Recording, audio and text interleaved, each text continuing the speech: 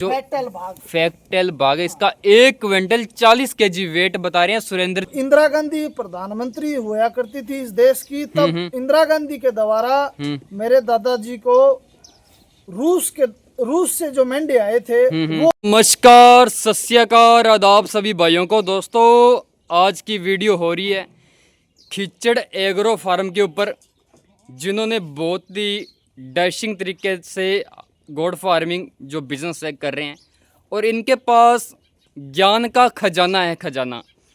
और उस खजाना को लेने के लिए आज श्री गंगानगर से चलकर गोगामेडी के अंदर अपने पहुंचे हुए हैं। इनका रामगढ़ ये विलेज है शायद, और इन्होंने फार्मिंग जो सेटअप किया हुआ है, सुरेंद्र कुमार जी इन पूरे के सेटअप का संचालन करते हैं। और हमारे साथ सुरेंद्र कुमार जी जुड़े हुए हैं। सारी की सारी टोटल जानकारी आज इन्हीं से इकट्ठा करेंगे। और हर एक जो नया बकरी पालक भाई है, जो गोड फार्मिंग शुरू कर रहा है या करना चाहता है या कर रहा है, उन सभी के लिए आज की जानकारी ऐसा समझ के मान के चलिए कि रामबाण होने वाली है। तो सुरेंद्र कुमार जी से आपका थोड़ा सा इंट्रोड्यूस करवा देते हैं। नमस्कार सुरेंद्र जी। नमस्कार, और सभी पशुपालक, सभी किसान भाइयों को मेरा नमस्कार जी। और आपका भी बहुत बहुत धन्यवाद। आप हनुमान गंगानगर से चल के इस गोगामेडी की पावन धरा पर पहुंचे हैं, तो आपका तहे दिल से हार्दिक अभिनंदन और स्वागत भाई साहब। जी सुरेंद्र जी, आपके बहुत बहुत शुक्रिया जो आपने हमें टाइम दिया, और हमारे हर एक बकरी पालक भाई की तरफ से भी आपका बहुत बहुत शुक्रिया, ताकि आज जो आप इन्फॉर्मेशन देने वाले हैं, इस इन्फॉर्मेशन के थ्रू हज़ारों लाखों लोगों का भला होने वाला है। जी सर। सुरेंद्र जी, सबसे पहले मेरा आपसे एक सवाल रहेगा कि आपने जो गोड फार्मिंग की शुरुआत है वो कहाँ से करी, कैसे करी, इसके पीछे की हमें थोड़ी सी स्टोरी बताइए आप। सर, ये गोट फार्म का जो बिजनेस है, ये हमने आज से 3.5 साल पहले शुरुआत की। ठीक है। और बकरियों से हमने शुरुआत की। 10 सोजत बकरी हम आज से 3.5 साल पहले लेके आए थे। ठीक है जी। जिससे 3.5 साल के अंदर 150 एनिमल हमारे यहाँ आए हैं। और अभी आप प्रेजेंट में देख पा रहे हो 110 पशु हमारे यहाँ फार्म के अंदर है। ठीक है। और उसके साथ साथ सोजत बकरियों के साथ साथ हमारे पास दुम्बा भेड़ भी है। ठीक है। मुजफ्फरनगरी भेड़ भी है। ठीक है जी। और बैकयार्ड पोल्ट्री फार्म यानी मुर्गियां भी अच्छा, बैकयार्ड पोल्ट्री फार्म भी कर रखे हैं। और ऊंट भी है, और पशु भी, अलग पशु भी है, गाय भैंस। अच्छा, गाय भैंस भी है। बकरी यानी सम्मिलित कृषि प्रणाली, जो सरकार का एक गाइडलाइन है, सम्मिलित कृषि प्रणाली, उसके अंदर हम काम कर रहे हैं। ठीक है जी। और अब हम आते हैं मुख्यतः बकरियों के ऊपर। ठीक। तो ये जो आपको व्हाइट बकरियां दिख रही है, ये सोजत नस्ल की है। और सोजत नस्ल पाली डिस्ट्रिक्ट जो राजस्थान का, इसका ओरिजिन पहले से है। ठीक है जी। ओरिजिन वहाँ से हुआ है इसका? हाँ, इसका ओरिजिन जो पहले से वो पाली से हुआ है। हमने इनको 3 साल पहले 10 बकरी लाके इसकी शुरुआत की। ठीक है जी। आज हमारे पास 120 बकरियां हैं और 25 से 30 भेड़े हैं, जिसके अंदर दुम्बा और मुजफ्फरनगरी भेड़ है। अच्छा। हाँ जी। शंकर जी, सुरेंद्र जी, मैं एक और सवाल यहाँ से आपसे पूछना चाहूँगा।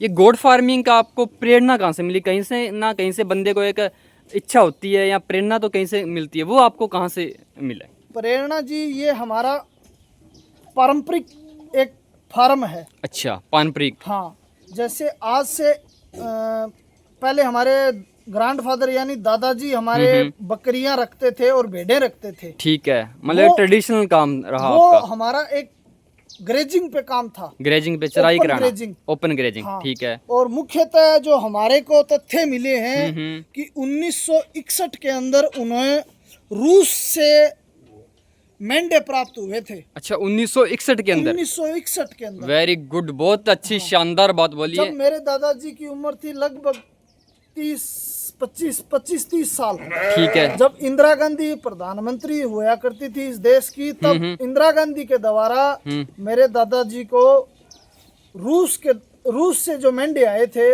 वो मिले थे नस्ल सुधार के लिए। ठीक है। तो हमारा जो मुख्यतः कागजों में काम है वो इन 1961 से नस्ल सुधार के ऊपर चल रहा है। अच्छा, 1961 से आपका नस्ल सुधार के अंदर कार्य चल रहा है। हाँ जी। सुरेंद्र जी, मैं एक चीज जानना चाहूंगा, वो जो मेंढे मिले थे आपने बोला 1961 के अंदर, जी सर। वो कौन सी ब्रीड के थे? वो रूसी बोलते थे हमारे। अच्छा, रूसी। हाँ। अभी भी चलती है वो ब्रीड? अभी भी चलती है। जैसे अपने हिमाचल और जम्मू कश्मीर के अंदर उनके कुछ वंशज पाए जाते हैं। ठीक है। जो CSWRI अविका नगर टोंक है उसका एक सेंटर है। हाँ हाँ, गड़सा हिमाचल के अंदर। हिमाचल के अंदर उसके अंदर वो है, और वो मुख्यतः नस्ल थी मेरिनो। मेरिनो, जिसको भारत की चोकला बोला जाता है। हाँ। वही नहीं, हाँ। भारत की चोकला तो चोकला भेड़ को बोलते मेरिनो बोला जाता है। हाँ, चोकला भेड़ को भारत की मेरिनो बोला हाँ। जाता है। ठीक है, समझा। तो उसके जो बड़े बड़े सींग थे पीछे के आकार में जैसे गुंडी नुमा। अच्छा। और उसका जो वजन था वो अपनी भेड़ों से 2 गुना वजन था। अच्छा। ताकि उस टाइम ये लेके आए थे और भारत में दिए गए थे कि भारत की जो भेड़ों की नस्ल है उसमें सुधार हो, उसका वजन बढ़े, उसकी ग्रोथ बढ़े। ठीक है जी। तब से हमारा ये काम चल रहा है। अभी हमारे पास एक नई नस्ल है भेड़ की। अमूमन आजकल तो लोग YouTube पर देखने लगे हैं दुम्बा। हाँ, आओ जी, आपको दिखाते हैं। दोस्तों, इनके पास जो न्यू ब्रीड है दुम्बा, वो भी विदेशी नस्ल है ना? हाँ। तो अभी हमारे पास ये सामने आप देख पा रहे हो दोस्तों, फीमेल है। ठीक है। जिसकी उम्र 14 या 15 महीने है। ये दुम्बा है। इसकी मेन मुख्य विशेषता यही है कि फैट टेल भाग होता है पीछे। ठीक है। ये जो इसकी टेल होती है उसके अंदर फैट होता है। अपनी भारतीय जो भेड़े हैं उसके अंदर ये पूंछ पाई जाती है। और ये जो दुम्बा भेड़े हैं इसके अंदर ये फैट टेल भाग पाया जाता है। ठीक है जी। हाँ, अभी आपको मेल दिखाते हैं हमारा। दोस्तों, सुरेंद्र जी को बेमिसाल जानकारी है, और आज इसी बेमिसाल जानकारी का आपको हर एक जो कृषि पालक है या भेड़ बकरी पालक है उनको फायदा होने वाला है। ये देखिए दोस्तों, ये एक अडल्ट मेल है दुम्बा नस्ल का। इसका है। ओरिजिन पैलेस है जो अफगानिस्तान, ईरान, इराक वो है। अच्छा। इतना वजन है कि ये अपने आप खड़ा नहीं हो पा रहा है। अभी बैठ गया और खड़ा नहीं हो पा रहा है। अपने आप खड़ा नहीं हो पा। कितना वेट होगा इसका? इसका वेट है जी 1 कुंटल 40 किलो। इसका इतना वेट है जी? हाँ। 1 क्विंटल 40 केजी वेट है। ठीक है। ये देखिए इसका दोस्तों, जो फैक्टेल भाग है इसका 1 क्विंटल 40 केजी वेट बता रहे हैं सुरेंद्र जी। और ये इसकी एज कितनी है सुरेंद्र जी? एज इसकी 2 साल है जी। 2 साल का हाँ। ये जो मेन मुख्य दूम्ब के कारण ही ये पहचाना जाता है, इसके कारण इसकी डिमांड है। जो काफी लोग ये बोलते हैं कि नीचे लटकने वाली दूम्ब है वो ये होती है, या गोड़ चक्की की दूम्ब है वो फेमस होती है। तो अब जो आप सामने देख पा रहे हैं गोड़ है, चक्की नुमा है, अलग अलग पार्ट के अंदर इसकी दूम्ब है। अलग अलग पार्ट में। हाँ। सही है। अभी इसके छोटे बच्चे दिखाते हैं। ठीक है। इसके बच्चे भी आपके पास हैं? इसी के बच्चे हैं। ये उसकी एज कितनी रहेगी सुरेंद्र जी? इसकी उस मेल की अभी 2 साल का है। अच्छा, ओनली 2 साल का है। ये देखिए दोस्तों, 3 महीने की ये फीमेल है। अच्छा, ओनली 3 मंथ की। ये देखिए इसकी अभी टेल निकलने पर, टेल जो है फैट टेल भाग है। अब जैसे जैसे ये दूध पिएगी ज्यादा और ये दाना खाएगी तो उसके कारण ये दूम्ब है जो बढ़ती चली जाएगी। ठीक है। और इसमें एक मुख्य विशेषता ये भी होती है, जैसे आज एक भेड़ है उसने बच्चा देने से पहले उसकी दूम्ब है जो पूरी हैवी होगी, भारी। ठीक है। जो आप इस ब्लैक भेड़ के अंदर देख पा रहे हैं, बच्चा देने से पहले है। हाँ। ठीक ये है। आज से 15-20 दिन बाद बच्चा देगी तो इसकी दूम्ब है जो आज भारी है पूरी। ठीक है। और जब ये बच्चा दे देगी, बच्चा दूध पिएगा तो इसकी दूम्ब इस तरह छोटी होती चली जाएगी। अच्छा, फिर छोटी होती चली जाएगी। हाँ। ठीक है। ये कि इसके अंदर कैल्शियम की कमी आती है, बच्चा दूध पिएगा, इसके अंदर जो फैट होता है वो डिजोल्व होके और दूध के अंदर आता है। अच्छा। तो बच्चा ग्रोथ करता है, तभी बच्चा ग्रोथ करता है। तो उसी के लिए ये निवेदन है कि जो भी भेड़ रखता हो या बकरियां रखता हो, उस पशुपालक को दाना है जो रेगुलर देना चाहिए। दाना मिश्रण। पशुओं के अंदर कैल्शियम भी देनी चाहिए ना? कैल्शियम है, फास्फोरस है, विटामिन है, मिनरल। जैसे आजकल सारा फॉर्म मिनरल मिक्सचर में आ गया। ठीक है जी। तो उनको मिनरल मिक्सचर रेगुलर दें। और दूसरा, पशु को चाहे ब्याया हो चाहे ना ब्याया हो चाहे ब्याने वाला हो, ठीक है, उसको दाना है वो रेगुलर दाना दे। दाना देने का टेक्निक क्या रहेगी जी? तरीका क्या रहेगा सुरेंद्र जी? किसान के ऊपर है, चाहे वो सूखा दाना दे सीधा, या उसको दड़के दे, ठीक है। या उसको भिगो के दे, हम्म। या उसको सिजा के दे। सबसे बेस्ट तरीका कौन सा रहेगा? सबसे बेस्ट तरीका है उसको बॉईल करके देना। बॉईल करके देना। इससे जैसे- क्या बेनिफिट मिलेगा? उससे बेनिफिट ये मिलेगा, जैसे आज सूखा सीधा दाना डाल रहे हैं हम, जैसे या तो साबुत दाना हो गया या दलिया हो गया, ठीक वो है जी। पशु को डाल रहे हैं। हम्म। तो जैसे अपने पास 20 एनिमल है, हम्म। 20 एनिमल को वो दाना डालेंगे तो 20 में से 2 के या 3 के मैंगनी के अंदर वो दाना आएगा। ठीक है। वो अच्छे से पचा नहीं पाएगा उसको। पचा नहीं पाएगा। तो वो उस दाने की जो बार की हार्डनेस है वो उसको ल्यूर पचा नहीं पाएगा। पचा नहीं पाएगा। और उसी दाने को हम सिजा बॉईल के करके अच्छा। देंगे, जैसे सिजा के या उबाल के देंगे, हाँ हाँ। तो उस दाने में सॉफ्टनेस आ जाएगी। सॉफ्टनेस आ चाहे वो जाएगी। जौ हो, चाहे वो गेहूं हो, चाहे मक्का हो, चाहे बाजरा हो, उसके ठीक है अंदर जी। सॉफ्टनेस आएगी। ओके। वो पशु को हम डालेंगे तो वो एक तो जल्दी खाएगा, ठीक है। और वो दाना अंदर जाके जल्दी पचेगा। हम्म। वो दाना उसकी ग्रोथ भी ज्यादा करेगा अच्छा, पशु के अंदर। ग्रोथ भी ज्यादा करेगा। हाँ जी। ठीक और है। जो हमने सीधा कच्चा दाना डाल दिया हम्म। तो वो कहीं न कहीं पशु को नुकसान भी कर नुकसानदायक सकता है। रहेगा। जैसे किसी भेड़ या बकरी ने वो ज्यादा खा लिया और वो जाके एक जगह स्टोर हो गया, वो पचेगा नहीं। पचा नहीं। हो सकता है उसके बंद पड़ जाए। बंद पड़ जाए। हाँ, सही है। हो सकता है उसके पानी बजने लग जाए पेट में, उगाड़ी ना निकाले उस कारण। ठीक है। तो सभी से निवेदन है कि आप जिस तरह दाना डाल रहे हो वो आपकी टेक्निक अच्छी है, ठीक है। बाकी पशुपालक के ऊपर है। हम्म। बाकी हमारा एक मुख्य बताने का कारण यही है कि आप पशु को बॉईल करके दाना डालो ताकि उसमें ग्रोथ भी ज्यादा आए, ठीक है वो जी। पशु के पचे भी आसानी से, हम्म। और डिजोल्व भी आसानी से होगा। जैसे जितना जल्दी पचेगा तो उतना जल्दी उस पशु के अंदर एनर्जी आएगी। एनर्जी आएगी। हाँ, ठीक तो आप है। पशु को जो दाना डाल रहे हो वो भिगो के ना डालें और सूखा ना डालें, उसको बॉईल करके डालें ताकि उसके अंदर अच्छी ग्रोथ आए। ठीक है जी। हाँ। अच्छी ग्रोथ के लिए जी आप सर। उबाल के ही इनको दाना मिश्रण है जो हाँ। दें। और एक दाने की जो भ्रांति है, पशुपालक काम यही करता है, जैसे आज हमारी भेड़ या बकरी बच्चे को जन्म दिया है, ठीक है। तब उसको दाना शुरू करेगा, हम्म। और 2 महीने 3 महीने जब तक वो दूध देगी तब उसका दाना बंद कर देगा। अच्छा। उसके अंदर वो तो टाइम ठीक है। यदि वही पशुपालक रेगुलर दाना देता है पशु ठीक को, है। जैसे छोटे बच्चे से शुरुआत कर दी हम्म। और लाइफ टाइम यदि उसको दाना चलेगा, जैसे नियम बना लो 100 ग्राम देना है, 150 ग्राम देना है, 200 ग्राम देना उतना है। देते रहिए। हाँ, उतना हर दिन देते रहिए, अच्छा। ताकि पशु की जो ग्रोथ है वो रुकेगी नहीं, उसकी शाइनिंग बनी रहेगी, उसका शरीर का डेवलपमेंट होता रहेगा। ठीक है जी। छोटे जो बच्चे हैं, जो यदि एक नर भेड़ है, मादा भेड़ है, वो अपने बच्चे को दूध पिलाएगी तो उस दूध के अंदर पोषक तत्व बने रहेंगे, उसकी बच्चे ग्रोथ भी जल्दी होगी। उस बच्चे की ग्रोथ जल्दी होगी। ठीक तो है। पशुपालक एक यही थोड़ा सा हिचकिचाता है, यही आके दाने के टाइम पे नस्ल भी अच्छी ले आएगा, फार्म की स्ट्रक्चर भी अच्छी बना लेगा, बिल्कुल उसको ज्ञान भी अच्छा होगा। सही है। पर सिर्फ और सिर्फ मार एक जगह खाता है दाने के अंदर।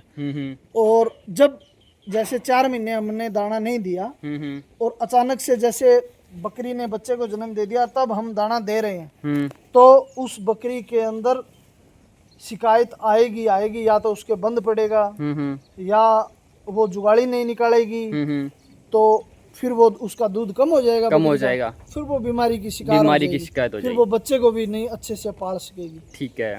मुख्य कहने का कारण यही है कि 0 दिन से 100 दिन तक हम दाना देंगे तो पशुओं में न तो कोई बीमारी आएगी, ठीक है जी, न कोई दिक्कत आएगी, और उसके जो बच्चे आएंगे वो अच्छे से ग्रोथ करेंगे। जी सर। ठीक है। सुरेंद्र जी, दाने के अंदर क्या देना चाहिए? मोस्टली चीजें किसान बालक भाइयों को पता नहीं होती कि दाना देना कौन सा है, कि क्या फॉर्म होनी चाहिए, दाने के अंदर कौन कौन सी चीजें ऐड करनी चाहिए, ये चीज बताइए आप। हम उस तरह हम आपको बातें बताएंगे जो किसान के पास अवेलेबल है। अच्छा, वो दाना दे जो अवेलेबल है। ठीक है। जैसे हम अपने राजस्थान की बात करें तो हमारे यहाँ एक तो मुख्यतः बाजरा अच्छी पैदावार है, बाजरे बिल्कुल है जी, और जौ की अच्छी पैदावार, बहुत अच्छी पैदावार है, और तीसरी गेहूं की अच्छी पैदावार बिल्कुल है जी। तो सर्दी के अंदर पशुओं को बाजरा दे बॉईल करके, ठीक है, और गर्मी के अंदर जौ दे। ओके। ये तो है एक आम किसान की बात। ठीक है जी। नॉर्मल जो किसान अपने घर में बकरी पालन कर रहा है, 10 बकरियों से शुरुआत कर रहा है उसके लिए, और उसी काम को हम ट्रेडिशनल तरीके में लेके आ रहे हैं। जैसे अपने पास आज एक फार्म, बड़ा फार्म है, ठीक है जी।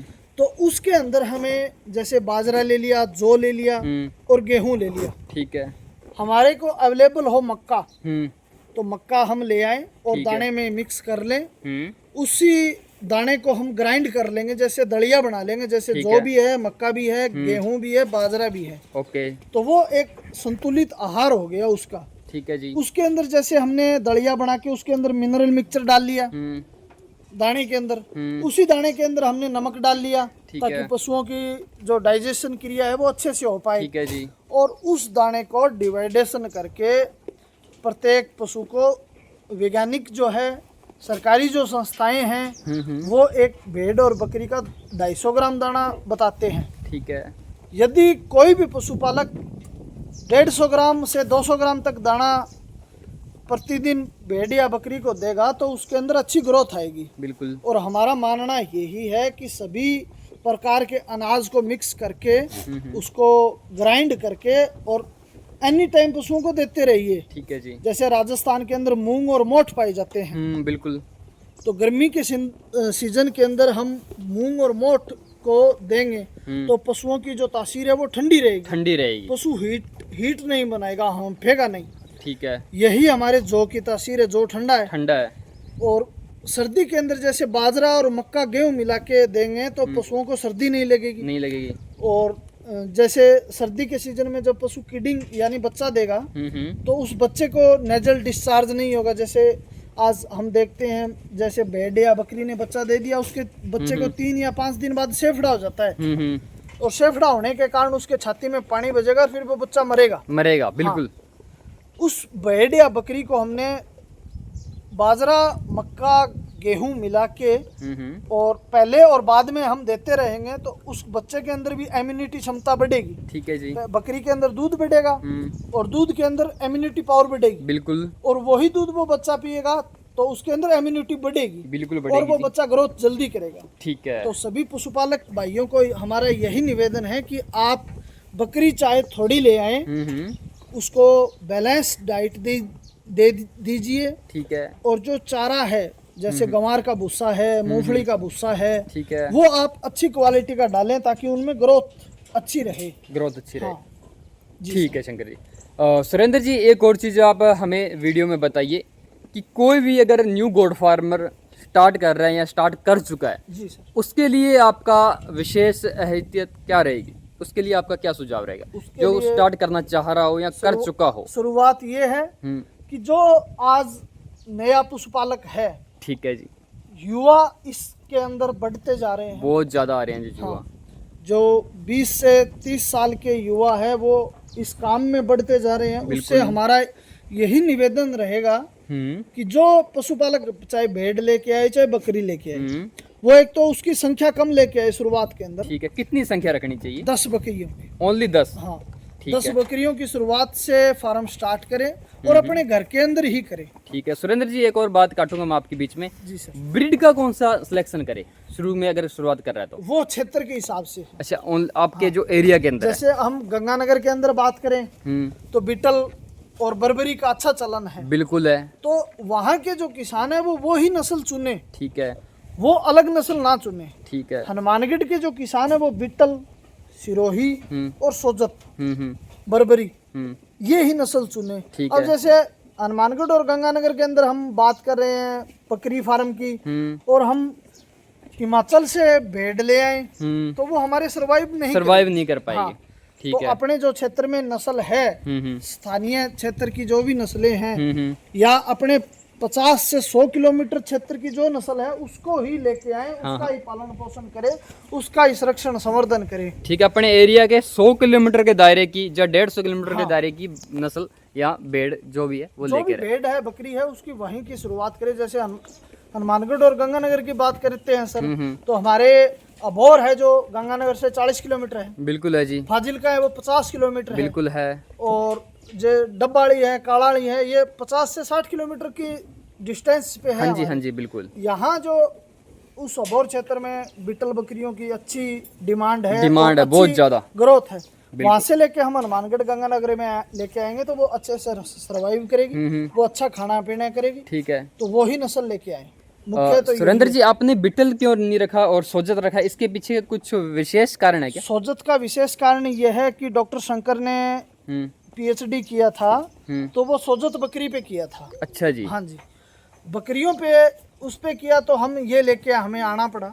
और हमने इसके साथ साथ बीटल भी रखा है। ठीक है। हमने इसके साथ साथ सिरोही भी रखा है, न कि अब हमारा जो सेटअप है वो टोटल सोजत का सोजत पे है। हाँ, जब शुरुआत की थी तो हम 2 बकरियां बीटल लेके आए, 2 बकरियां सिरोही के लेके आए, ताकि किसान को ये भी पता चले कि कौन से में ग्रोथ ज्यादा है, कौन से में ग्रोथ कम है। ठीक है। तो हमारे फार्म पे सभी बकरियां एक साथ थी, एक साथ सभी थी। ने इकट्ठे बच्चे दिए, सभी को वही खाना पीना देते, तो सब बकरियों ने ग्रोथ अच्छी की थी। ठीक है। हाँ, उसमें कोई दिक्कत नहीं थी। सुरेंद्र जी, एक चीज मैं आपसे और पूछना चाहूंगा, जैसे कि आपने सोजत का भी जिक्र किया, सिरोही का भी जिक्र किया, बीटल का भी किया, मेरे को आप एक ये चीज बताइए कि इन सभी ब्रीडे नंबर 1 ब्रीडों में मानते हैं अपने बीटल, सोजत, सिरोही। जी सर। अपने इंडिया के अंदर भी नंबर 1 पे मानो इनको। नंबर 1 पे बीटल ही है, उसका दूध भी अच्छा है। इन तीनों ब्रीड के अंदर सबसे बेस्ट ब्रीड आपके अकॉर्डिंग कौन सी है? सबसे बेस्ट ब्रीड, और तीनों में फर्क क्या है, ये चीज मेरे को क्लियर कीजिए आप। बकरी नस्ल पे बात करेंगे और डिमांड पे 2 क्षेत्र में हम बात करेंगे। ठीक है जी। पहली बात, ओवरऑल इंडिया बीटल की सबसे ज्यादा डिमांड है। बिल्कुल। कारण उसका यह है कि उसके दूध की जो कैपेसिटी है वो 5-6 किलो तक दूध होता है। 5-6 लीटर आराम से तो वो 2 बच्चे देगी या 3 बच्चे देगी तो उसको अच्छे से पालेगी। ठीक है। दूसरा, डिमांड उसकी इस कारण ज़्यादा है कि उसका जो शरीर है वो बारीक भरकम है। ठीक है। वो ग्रोथ जल्दी करता है। जैसे जिसकी जितनी हाइट होगी तो उसमें वेट भी ज़्यादा बढ़ेगा। वेट भी ज़्यादा बढ़ेगा, तो उस कारण उसकी डिमांड ज़्यादा है। ठीक है। अब बात करते हैं ओवरऑल इंडिया में सोजत की। ठीक है। सोजत की डिमांड इस कारण ज़्यादा है कि एक तो ये सफ़ेद है, बिल्कुल, ये गुलाबी है, गुलाबी है, इसके जो छोटे बच्चे आते हैं वो बहुत ही मनमोहक होते हैं। मनमोहक सुंदर दिखते हैं। हाँ, और इसकी आंखें हैं वो कजली आंखें, एकदम अच्छा। गुलाबी और चमड़ी गुलाबी, इस कारण इसकी भी डिमांड ज्यादा है। अब आप सामने वो बकरी देखें, उसकी रेड आईज है, रेड आईज है, रेड चमड़ी है। आगे जो छोटा बच्चा आपको दिखाई दे रहा है दोस्तों, ये देखिए बिल्कुल गुलाबी, बिल्कुल गुलाबी है। तो इस कारण इसकी डिमांड ज्यादा है। ठीक है, सुंदरता ज्यादा इसमें। हाँ, सुंदरता के कारण। अब बात करते हैं सिरोही की। तो सिरोही जो बकरी थी हमारे राजस्थान के अंदर, अजमेर, ठीक है, सिरोही, पाली, ठीक है जी, नागौर, उस क्षेत्र की वो बकरी थी, उसका ओरिजिन पैलेस था। ठीक है। उस बकरी की डिमांड उस कारण ज्यादा हुई कि उसका हाइट, बॉडी वेट था वो अच्छा था। ठीक है जी। उसके बच्चों ने वजन अच्छा गेन किया था, उस कारण उसकी डिमांड ज्यादा थी। ठीक है। तो सभी बकरियां क्षेत्र के हिसाब से भी फेमस है, दूध के हिसाब से भी फेमस है, ठीक है, मीट के हिसाब से भी फेमस है। जो भी पशुपालक भाई बकरी या भेड़ लेके आता है तो उससे हमारा यही निवेदन है कि उसकी एक तो बाहरी संरचना देखे, ठीक है जी, साइज देखे, हाइट देखे, दूध देखे, कानों की लंबाई देखे, और फिर वो बकरी लेके आए कि उसकी हाइट है जो ज्यादा होनी चाहिए, ठीक है, उसका बेली का जो साइज है, शरीर का साइज है वो लंबा होना चाहिए। तो उसके हिसाब से ही ठीक है नया पशुपालक। जैसे सुरेंद्र जी ये वाली गोट है, अगर कोई नया बकरी पालक भाई बकरी खरीद रहा है, जी सर, तो उस बकरी के अंदर क्या जरूरी चीजें देखे, वो आप मेरे को इस वीडियो में बता दीजिए एक बार। सबसे पहले हम बात करेंगे इसकी उम्र की। ठीक है, ठीक है, फिर बात करेंगे हम इसके साइज की। ठीक है इसकी जी। सर उम्र है वो 2 साल है। 2 साल एज है। ठीक है, तो 2 साल के अंदर इसने ग्रोथ भी अच्छी कर रखी है, ठीक है, इसने हाइट भी अच्छी कर रखी है, ठीक है, इसके कानों की जो लंबाई है वो भी अच्छी है। ठीक है, 2 साल एज है। हाँ, जो पशुपालक नया बकरी फार्म या भेड़ फार्म करना चाहता है, ठीक है, तो उससे हमारा निवेदन ये है कि जैसे शुरुआत हम करते हैं तो वो यहाँ से करते हैं। ठीक है जी, ठीक है, दांत के द्वारा। दांत के द्वारा। हाँ, ये देखिए, ठीक है, ये कितने दांत है जी? ये 4 दांत है। ठीक है, इसका अलग से पता चलेगा कि हाँ। 4 दांत है। दांत से शुरुआत करेंगे, पहली बात। ठीक दूसरी है। बात, शरीर पे। ठीक है, शरीर पे देखेंगे जैसे शाइनिंग है, यानी बकरी में कोई रोग नहीं है, ठीक है, चमक है, चमक है, बिल्कुल हाँ, है।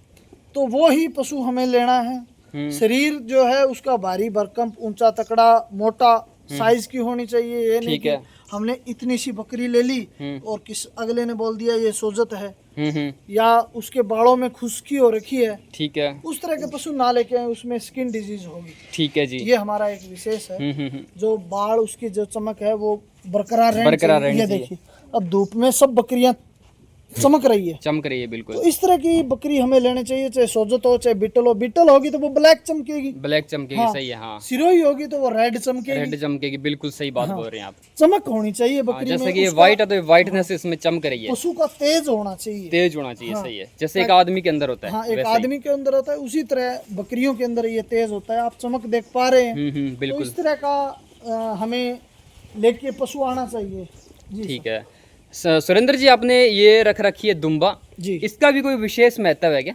विशेष महत्व सर, ये धार्मिक जो प्रवृत्ति में इसकी विशेष डिमांड है, जो हमारे मुस्लिम भाई है उसका ये विशेष प्रतीक का एक पशु है। अच्छा, हाँ, इसमें क्या खास बात होती है खास सुरेंद्र बात जी? इसमें जो फैटल भाग है सब में, सब में फैटल हाँ। भाग है।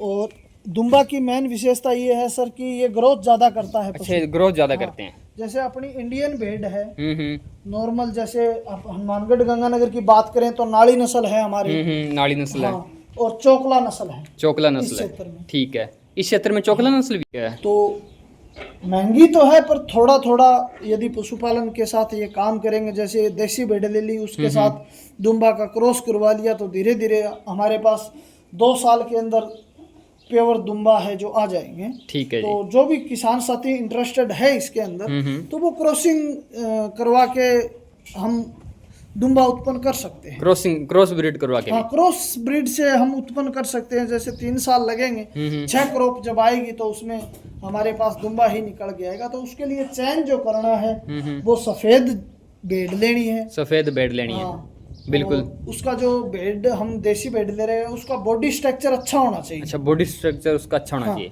जैसे आप वो सामने भेड़ देख पा रहे हैं उसका बॉडी स्ट्रक्चर अच्छा है। मुजफ्फराबादी है वो है? हाँ, वो है मुजफ्फराबादी। जैसे अपने इंडियन भेड़ हम लेंगे, यहाँ की जो राजस्थान की भेड़ लेंगे तो उसमें भी हाइट अच्छी है। ठीक है। तो वो उस तरह की भेड़ लेके दुम्बा का क्रॉस कराएंगे तो बच्चों की ग्रोथ है वो अच्छी आएगी। अच्छी आएगी। हाँ, उसका डेवलपमेंट अच्छा होगा सर। ठीक है सर। जी।